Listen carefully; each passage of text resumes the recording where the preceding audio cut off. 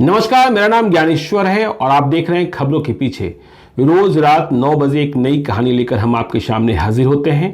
तो आज खबरों के पीछे का एपिसोड नंबर है 129 और आज हम फिर से चर्चा कर रहे हैं देश भर में होने वाले बड़े अपहरणों की, मतलब किडनैपिंग की और इसके बिहार कनेक्शंस की। पिछले कई एपिसोड में हमने चंदन सोनार की चर्चा की है। कल हमने इस गिरोह से फूटकर बने नए गिरोह पप्पू चौधरी की चर्चा की है और इन चर्चाओं के बीच आज आपको हम फिर से गुजरात ले चलते हैं। देखिए, 2013 में सोहेल हिंगोरा को सूरत के बहुत ही बड़े व्यापारी टेक्सटाइल के हनीफ भाई हिंगोरा के बेटे सोहेल हिंगोरा को दमन से अगवा कर लाया गया था। तब चंदन सोनार और पप्पू चौधरी दोनों एक ही था। बिहार के छपरा जिले के चतुरपुर गांव में रखा गया था और फिर 9 करोड़ रुपए की फिरौती वसूलने के बाद छोड़ा गया था। तो ये जो गिरोह है कभी सोता नहीं है, टारगेट तलाशता ही रहता है। फिर से इसने एक टारगेट तलाशा अभी अभी, और आपको जानकर हैरत होगी कि पप्पू चौधरी, जिसका जन्म ही अपहरण उद्योग में चंदन सोनार से हुआ, उसे इस बात की भी फिक्र नहीं हुई कि 12 मार्च 2021 को, पुलिस रिकॉर्ड में वास्तविक तारीख 11 मार्च भी हो सकती है, चंदन सोनार मध्य प्रदेश के सिंगरौली में गिरफ्तार कर लिया जाता है 10 वर्षों की फरारी के बाद। मतलब उस्ताद पकड़ा गया, king of kidnapping, king of kidnappers, Pappu Chaudhary का बॉस। लेकिन इन बातों की फिक्र कहां है? चंदन सोनार जेल चला जाता है, कोलकाता पुलिस की सीआईडी ने गिरफ्तार किया था। उधर पप्पू चौधरी गुजरात से एक और बड़े व्यापारी को अगवा कर लेता है इसी मार्च महीने में। चंदन सोनार की गिरफ्तारी के ठीक 10 दिनों बाद 12 मार्च 2021 गिरफ्तारी का दिन और पप्पू चौधरी गिरोह के द्वारा गुजरात में नए अपहरण की तारीख है 22 मार्च 2021 और इस दफे उठाए जाते हैं गुजरात के कंस्ट्रक्शन के बिजनेस के एक बड़े कॉन्ट्रैक्टर, जिनका मुख्य कारोबार जो है बलसार में है और वे उमाग्राम में रहते हैं, जीतू भाई मनीलाल पटेल। 22 मार्च 2021 की रात जब वे हैंगआउट कर लौट रहे थे तब उन्हें किडनैप किया था। समझ सकते हैं कि पप्पू चौधरी ने सोहेल हिंगोरा अपहरण कांड में सूरत जेल में बंद रहने के अवसर को कैसे अपने गिरोह के विस्तार के रूप में फैला दिया। जब वो सूरत जेल में बंद था, मैंने आपको बताया था कि सोहेल हिंगोरा अपहरण कांड में उसकी गिरफ्तारी बिहार के गया जिले से हुई थी जुलाई 2014 में। तो उसने सूरत जेल में अपना गिरोह फैलाया और फिर जब लोकल क्रिमिनल साथ मिल गए तो चूहे पैदा हो गए। इसके बाद वह लगातार किडनैपिंग ही करता रहा। कितनी किडनैपिंग कहां से की पूरी लिस्ट ही नहीं है, क्योंकि जो पैसे देकर छूट गए उनके बारे में पता ही नहीं चलता है। वह तो परवीन सोमानी का मामला था, छत्तीसगढ़ के रायपुर का, जो रिकवर किए गए थे, इसलिए सबको पता चल गया कि पप्पू चौधरी क्या चीज हो गया है। अब जीतू भाई मनीलाल पटेल अगवा कर लिए गए थे और फिर से देखिए ये गिरोह कितना सोफिस्टिकेटेड है और किन किन चीज़ों का इस्तेमाल करता है। परवीन सोमानी के मामले में इसने स्वयं को एनफोर्समेंट डायरेक्टरेट का प्राधिकारी बनकर गाड़ी को रोकने की कोशिश की थी, सफल भी हुआ था, अगवा भी किया था। तो यहां जीतू भाई मनीलाल पटेल को भी अगवा करने में इसने एक फॉर्च्यूनर और एक होंडा सिटी कार का इस्तेमाल किया। कहा जाता है कि इस दफे फिर से ये अपने को किसी इन्वेस्टिगेटिंग एजेंसी का प्राधिकारी बता रहा था। बहरहाल गुजरात की पुलिस, गुजरात की सरकार इस अपहरण से परेशान हो गई और अपहरण के बाद से ही मैंने आपको फर्क भी बताया था गुरु और चेले में। चंदन सोनार अपहरण के 15 दिनों तक सोता है, 17 दिनों तक सोता है। जब पुलिस हार जाती है, परिवार वाले परेशान हो जाते हैं, तब वो कॉल करना शुरू करता है। लेकिन पप्पू चौधरी में इतना पेशेंस नहीं है। अपहरण के ठीक तुरंत बाद इसने फिरौती के लिए जीतू भाई मनीलाल पटेल के परिजनों को फ़ोन करना शुरू किया। अब देखिए, इनका कारोबार तो यहाँ बलसाड़ में, मतलब गुजरात में, उमाग्राम में रहते थे, लेकिन इनके परिवार के दूसरे सदस्य पुणे में रहा करते थे, महाराष्ट्र में। और ठीक परवीन सोमानी की तरह जीतू भाई मनीलाल पटेल के परिजनों से भी 30 करोड़ रुपए की फिरौती मांगी जाती है। 30 करोड़ ऐसा लगता है कि इनके लिए बहुत ही आसान है। गुजरात पुलिस को कुछ शक तो हो जाता है कि बिहार का कनेक्शन है, क्योंकि इतने बड़े अपहरण गुजरात में यूं ही नहीं होते। चंदन सोनार ने पहले कर रखा था, लेकिन चंदन सोनार की गिरफ्तारी की खबर भी गुजरात पुलिस को मिल जाती है जब इस कांड की तफ्तीश शुरू होती है जीतू भाई मनीलाल पटेल मामले में। कहा जाता है कि छत्तीसगढ़ से ये इनपुट मिलता है, या फिर चंदन सोनार के माध्यम से यह इनपुट मिलता है कि इस अपहरण में उसका वास्ता तो नहीं है, लेकिन पप्पू चौधरी शामिल हो सकता है, क्योंकि पप्पू चौधरी गुजरात में एक्टिव रहा है। पप्पू चौधरी का वास्तविक घर हमने आपको बताया था वैशाली जिले के बिदुपुर के कुतुपुर पंचायत में।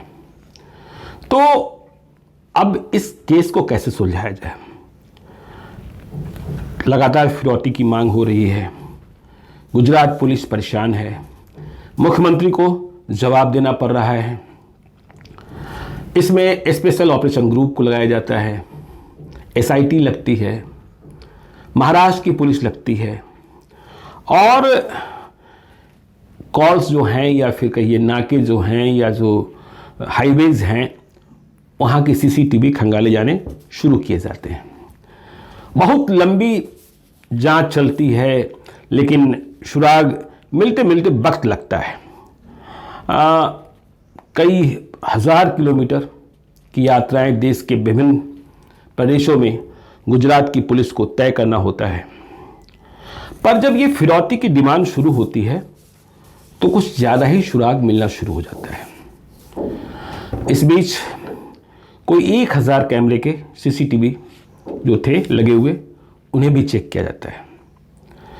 जीतू भाई का जो अपहृत किए गए थे, उनका मोबाइल भी साथ ले गए थे, तो वो मोबाइल क्या कहता है, यह भी जानकारी प्राप्त की जाती है जो ऑपरेटर हैं, जो मोबाइल प्रोवाइडर हैं, उनके माध्यम से। तो 30 करोड़ रुपए की जब फिरौती राशि मांगी गई और यह शक होने लगा कि इसमें पप्पू चौधरी गिरोह है, बिहार पुलिस से भी संपर्क किया गया, लेकिन बिहार में कोई ठिकाना नहीं मिला बिहार की ओर। लेकिन यह रास्ता दिखने लगा कि जो अपहृत कर ले जाया गया है वह रास्ता मुंबई को जाता है। तो पुलिस ने परिवार वालों को भरोसा में लिया, जो जीतू भाई मनीलाल पटेल हैं, और कहा कि आप अपहर्ताओं से बार्गेन करना शुरू करो।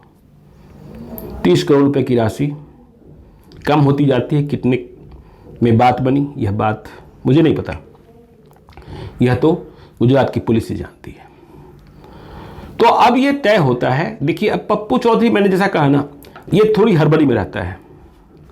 चंदन सोनार से इसने धैर्य सीखा नहीं, और नहीं सीखा तो अच्छी बात है। यदि सीख ले तो जो इन वारदातों से परेशान होते हैं वो और ज़्यादा परेशान हो जाएंगे। परिजन तैयार हो जाते हैं, जो पुलिस की रणनीति है कि अपहर्ताओं से कहिए कि आपको पैसा हम देंगे। फिर पैसा कहाँ लेंगे, इस पर बातचीत शुरू होती है। यह भी एक बड़ा सवाल होता है, और राशि करोड़ों में है। जो फ़ोन किए जा रहे हैं ठीक वैसे ही अलग अलग सिम कार्ड, अलग अलग प्रदेश के सिम कार्ड, एक नंबर का एक ही बार इस्तेमाल। आखिरकार एक तय ये होता है कि ये पैसा लेंगे मुंबई में एक रेलवे स्टेशन पर। अब जाल बिछाया जाता है। देखिए, इस गिरोह की एक फितरत है, और आज से नहीं, पिछले कई दशक से बिहार में जो भी अपहरण करने वाले गिरोह हैं, ऐसे गिरोह जो दूसरे प्रदेशों में अपहरण करते हैं और बिहार लाकर रखते हैं, वे ट्रेन को अपनी एक ढाल बनाते हैं और उन्हें लगता है कि इस माध्यम से बचा जा सकता है।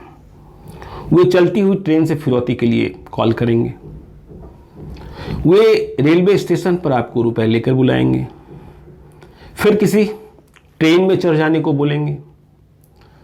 उनके लोग वहां आपको देख रहे होते हैं, बताया जाता है कि आपको किस ड्रेस में चलना है, किस बोगी में चढ़ना है।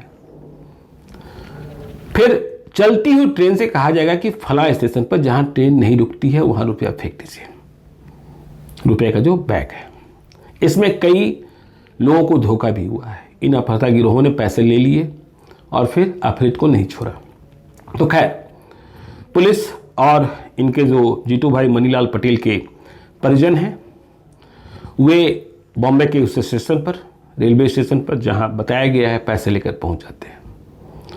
पर पप्पू चौधरी इस दफे पकड़ लिया जाता है।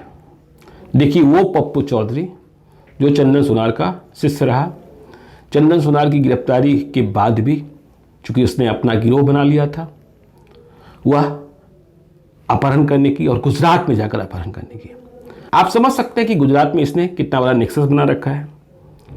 तो पप्पू चौधरी समेत उसके एक और साथी की गिरफ्तारी मुंबई के रेलवे स्टेशन पर हो जाती है। अब जब पप्पू चौधरी ही पकड़ा गया तो यह केस तो क्रैक होना ही था। वैसे पप्पू चौधरी की पहचान में वक्त लगता है, क्योंकि पप्पू चौधरी ने एक फर्जी आधार कार्ड बना रखा है। इसकी जानकारी पुलिस को पहले से रही है, गौरव कुमार के नाम से। तो वो स्वयं को पहले गौरव कुमार ही बताता रहता है। फिर वो फॉर्च्यूनर गाड़ी जब्त होती है जिससे किडनैपिंग हुई है, और आखिर में पुलिस वहां पहुंचती है। पहले तो ये कुछ बताते नहीं है, कुछ उगलते नहीं है। जब हड्डी तोड़ पूछताछ शुरू होती है, ये कहते हैं कि बस वो तो कैरियर है। लेकिन अब महाराष्ट्र की पुलिस, गुजरात की पुलिस, जितना भी संभव है सब कुछ इनसे उगलवाने की कोशिश की जाती है। तो मालूम होता है कि इसे कहाँ रखा गया है। अब देखिए, इस दफे ये बिहार लेकर नहीं आए, यूपी लेकर नहीं आए, इसे महाराष्ट्र में रत्नागिरी इलाके में रखा गया, रत्नागिरी के एक फ्लैट में। रत्नागिरी इलाका भी बलसार, गुजरात के बलसार से काफ़ी दूर है, उमाग्राम से, जहाँ से किडनैपिंग हुई है। और उतनी दूर ले जाने का मकसद भी यही रहा कि यदि हम बहुत दूर निकल जाएंगे, ये जब अपहरण करते हैं तो इस बात की व्यवस्था रखते हैं कि कुछ घंटों तक तो पुलिस को खबर ही न लगे, और फिर हम इतनी दूर पहुंच जाएं कि वहां पहुंचने में यदि कभी पुलिस लगे भी तो उसे काफ़ी वक्त लगे। तो वहां रेड शुरू होती है, जहां जानकारी मिलती है कि अपहृत जीतू भाई मनीलाल पटेल को अगवा कर रखा गया है।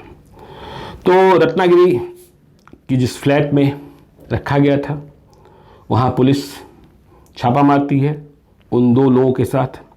कहा जाता है कि जो पहली गिरफ्तारी हुई उसमें पप्पू चौधरी और दीपक एलियस अरविंद यादव था। पप्पू चौधरी बिहार का ही। फिर वहाँ से अजमल हुसैन अंसारी पकड़ा जाता है, अयाज पकड़ा जाता है, मोबिन एलियस टकला पकड़ा जाता है। देखिए, टकला का नाम जो परवीन सोमानी का अपहरण हुआ था छत्तीसगढ़ में, उसमें भी आया था। इसाक मुजब्बर पकड़ा जाता है और जितनेश कुमार पकड़ा जाता है, जिसका नाम बबलू यादव भी है। इसमें कुछ गुजराती हैं, कुछ बिहारी हैं। गिरोह का सरगना तो बिहारी ही है। इस घर से ही अपहृत जीतू भाई मनीलाल पटेल को छुड़ा लिया जाता है, और ये तारीख होती है 31 मार्च 2021। मतलब 9 दिनों के भीतर जीतू भाई मनीलाल पटेल की रिहाई हो जाती है, पैसा नहीं देना पड़ता है, पूरा गिरोह पकड़ा जाता है। तो पप्पू चौधरी, इसका गुरु, पहले पकड़ा गया 12 मार्च को, और अब ये जो गिरोह की कमान संभाले हुए था नया गिरोह बनाकर, यह भी गुजरात में पकड़ा गया। गुजरात पुलिस, महाराष्ट्र की पुलिस पूछताछ शुरू करती है, कैसे मकान लिया गया, क्या लिया गया। लेकिन इस किडनैपिंग से गुजरात को रिलीफ मिलती है। रिलीफ इतनी मिलती है कि विधानसभा में इस बात की चर्चा होती है, और गुजरात के जो स्टेट होम मिनिस्टर हैं, minister of state for home, Pradeep Singh Jadeja, वे इस अपहरण कांड और फिर सकुशल रिहाई के लिए पुलिस द्वारा किए गए प्रयासों की कहानी बताते हैं। वे जो इस जांच टीम में शामिल रहे, बहुत लंबी टीम बनाई गई थी, उसके लिए 10 लाख रुपए के इनाम की घोषणा भी करते हैं। कहा यह जाता है कि कुल 40 लोगों की टीम बनी थी। ठीक इसी प्रकार से देखिए, जब हम चर्चा कर रहे थे प्रवीण सोमानी की पिछले एपिसोड में छत्तीसगढ़ वाले में, उसमें 60 पुलिस वाले देश के विभिन्न हिस्सों में कैंप कर रहे थे। सीनियर एसपी तो पटना ही आए हुए थे और 5 लाख से अधिक कॉल्स उसे इंटरसेप्ट किया गया था, देखा गया था कि इस कॉल्स के कनेक्शंस क्या क्या हैं, कहाँ कहाँ बात हुई है उस दरमियान में। ठीक इसी प्रकार इस मामले में भी पुलिस, गुजरात पुलिस को, महाराष्ट्र पुलिस को बहुत लंबी लंबी यात्राएं करनी पड़ती है। करीब 1000 किलोमीटर ट्रेन से चलना पड़ता है, क्योंकि हम आपको बताएं कि ये जो गिरोह है चलती हुई ट्रेन से भी फिरौती के लिए कॉल करता है, ताकि कोई ट्रेस मिले ही नहीं कि कॉल किया कहाँ जा रहा है। क्योंकि यह गिरोह प्रवीण सोमानी में धोखा खा चुका था कि उसने कई सिम कार्ड तो इस्तेमाल किए, लेकिन सारे सिम कार्ड से फ़ोन जो है वैशाली के बिदुपुर से ही किया जा रहा था, जो कि प्रवीण चौधरी का, जो कि पप्पू चौधरी का इलाका था। इसलिए पुलिस वहाँ पहुँच गई, पप्पू चौधरी का पता कर ली और फिर पप्पू चौधरी के परिवार के लोगों पर इतना दबाव पड़ा कि प्रवीण सोमानी को छोड़ना पड़ा था। वो टोयोटा कार भी जब्त कर ली जाती है, जिसका इस्तेमाल जीतू भाई मनीलाल पटेल के अपहरण में किया गया था। इसके अलावा पिस्टल मिलता है, मैगजीन्स मिलती है, 8 मोबाइल फ़ोन मिलते हैं, सिम कार्ड मिलते हैं। इसके बाद 6 डुप्लीकेट। देखिए, ये जो गिरोह है अपनी गाड़ी में नंबर प्लेट ढेर सारे लेकर चलता है, ताकि जब एक प्रदेश से दूसरे प्रदेश में प्रवेश करें या थोड़ा भी कहीं शक हो तो जल्दी से अपनी गाड़ी का नंबर प्लेट बदल दें, ताकि यदि आगे कोई रोकने की कोशिश करे या आगे किसी को अलर्ट किया जाए तो उसे पता ही ना चले, क्योंकि वो तो जिस नंबर को लेकर अलर्ट किया गया है वह नंबर अब इस गाड़ी में रही नहीं। इसके बाद फर्जी आधार कार्ड और तमाम चीज़ें ये। अब देखिए, पप्पू चौधरी से गुजरात की पुलिस, महाराष्ट्र की पुलिस, छत्तीसगढ़ की पुलिस भी उसे रिमांड पर लेने वाली है प्रवीण सोमानी वाले अपहरण में। यह पूछताछ करने में लगी है कि इसने और कहाँ कहाँ अपहरण किए हैं और इसके गुजरात कनेक्शंस क्या हैं, दमन कनेक्शंस क्या हैं। क्योंकि जब गुजरात जेल में ही जब ये रहा तो इसने इन सारे अपहरणों को प्लान किया। गूगल सर्च का माध्यम लेता है, प्रवीण सोमानी में भी यही बात हुई थी कि गूगल सर्च के माध्यम से यह पता करता है कि शहर के या जहां उसके चूहे सेट हो गए हैं, उस इलाके के जहां से अपहरण किया जाना है, जहां से अपहरण आसानी से यह गिरोह कर सकता है, उस इलाके में बड़े लोग कौन हैं, कहाँ रहते हैं, क्या कारोबार है, उनका टर्नओवर क्या है, ये सब कुछ पता कर लेता है। तो पप्पू चौधरी जेल जा चुका है। इसके पहले चंदन सोनार जेल गया। अब देखने की बात है कि यह गिरोह किस तरीके से टूटता है, या फिर इस गिरोह के जो दूसरे सदस्य हैं वो खड़े हो जाते हैं। और प्रशासन के लिए भी, कई प्रदेशों की पुलिस के लिए भी, बिहार के लिए भी ये चुनौती है कि इन्होंने जो संपत्ति अर्जित की है। चंदन सोनार के बारे में तो कहा गया कि उसने 100 करोड़ से लेकर 500 करोड़ तक का अंपायर खड़ा कर लिया है। जब आपको हम किस्सा सुना रहे थे रांची में लव भाटिया के अपहरण का और रांची के senior crime journalist Neeraj Thakur चर्चा कर रहे थे, तो उन्होंने ये बताया था कि रांची पुलिस को तो ये भी खबर मिली थी कि ये मॉरिशस तक फैल गया है, मतलब मॉरिशस में भी इसने कुछ प्रॉपर्टी खरीदी है चंदन सोनार ने। पप्पू चौधरी तो इसका शागिर्द था जिसने। तो अब इसकी संपत्ति जो ईडी बनकर, इन्फोर्समेंट डायरेक्टरेट का प्राधिकारी बनकर, सीबीआई का प्राधिकारी बनकर, एसआईटी का प्राधिकारी बनकर किडनैपिंग करता है, लड़कियों के बुते किडनैपिंग करता है, अब इनकी संपत्तियों को क्या पुलिस वाले सीज कर पाते हैं? क्या इनकी आर्थिक रीढ़ टूटती है? यदि इनकी आर्थिक रीढ़ नहीं टूटेगी तो फिर ये जेल में रहेंगे। और जैसा आपने सुना, जैसा आपने जाना, पिछले कई एपिसोड में जान रहे हैं कि अब तो ये पप्पू चौधरी फिर से गुजरात के जेल में पहुंच गया और इसका मुख्य काम ही अपहरण है। तो अब जहां जिस जेल में पहुंचा है वहां फिर ये नए लोगों को सेट करेगा। उधर चंदन सोनार भी जेल में पहुंचा हुआ है, तो फिर से नया गिरोह पैदा करने की कोशिश करेगा, गिरोह में नए लोगों की भर्ती करेगा। तो इस गिरोह से लड़ाई कई प्रदेशों की पुलिस को लड़नी है। लेकिन क्या संयुक्त रूप से जॉइंट ऑपरेशन चलेगा, यह देखे जाने की बात होगी, क्योंकि ऐसा होता नहीं है। और इसी का फायदा ये अपहरण गिरोह उठाते हैं, जिसके बूते ये देश भर में अपहरण करते हैं। अपहरण के दिनों में जो अपहृत होता है वह किस दौर में, किस यातना में, किस पीड़ा में गुजरता है, इस बात की आप कल्पना नहीं कर सकते हैं। हालांकि ये जो गिरोह है वह तकलीफ नहीं देता है, क्योंकि उसे लगता है कि ये मुर्गा है, यदि इसे तकलीफ देंगे ये मर जाएगा, मारा जाएगा, तो पैसा कहाँ से मिलेगा। और इस गिरोह का मकसद सिर्फ और सिर्फ पैसा वसूलना होता है। पर जो कब्जे में है, आपने सुना सोहेल हिंगोरा वाले मामले में कि कैसे उसे घर के भीतर खिड़की में चेन से बांध कर रखा जाता था, मतलब पैर को चेन से बांध दिया जाता ताकि भागे नहीं। बाद में तो जब उस घर में शादी हुई अपहरण के कब्जे के दिनों में ही, तब उससे घर को पेंट भी कराया गया, दुल्हन के कमरे को भी तय कराया गया। तो इन अपहताओं से देश को बचाने की ज़रूरत है। जो पुलिस एजेंसियां हैं उन्हें सख्त होने की ज़रूरत है और कार्रवाई को उस अंजाम तक पहुंचाने की ज़रूरत है जहां से यह फिर सर न उठा सके। देखना होगा कि पुलिस वाले क्या करते हैं, कहाँ किस प्रदेश में कितना एक्शन होता है। हम इन खबरों को आपको आगे भी बताएंगे। आगे और कई एपिसोड आ रहे हैं जिसमें अजय सिंह गिरोह की चर्चा होनी है कि अजय सिंह ने कहाँ कहाँ से, देखिए अजय सिंह ने भी गुजरात से ही शुरुआत की थी। आपको जब हमने खबरों के पीछे की शुरुआत हुई थी तो हमने यह भी बताया था कि बिहार के ही दरभंगा के फजलुर रहमान ने सबसे पहले गुजरात में कैसे गौतम अडानी को आज की तारीख में देश के दूसरे सबसे अमीर व्यक्ति को अगवा कर लिया था। फजलुर रहमान आज भी जेल में है। उसे नेपाल के भीतर से पकड़ा गया था, लेकिन दिखाया गया था कि भारत में गिरफ्तारी हुई है। वो दौड़ से भी जुड़ा रहा। हम आगे भी ऐसी कहानियां लेकर आपके सामने हाजिर होते रहेंगे। आप देखते रहिए खबरों के पीछे को।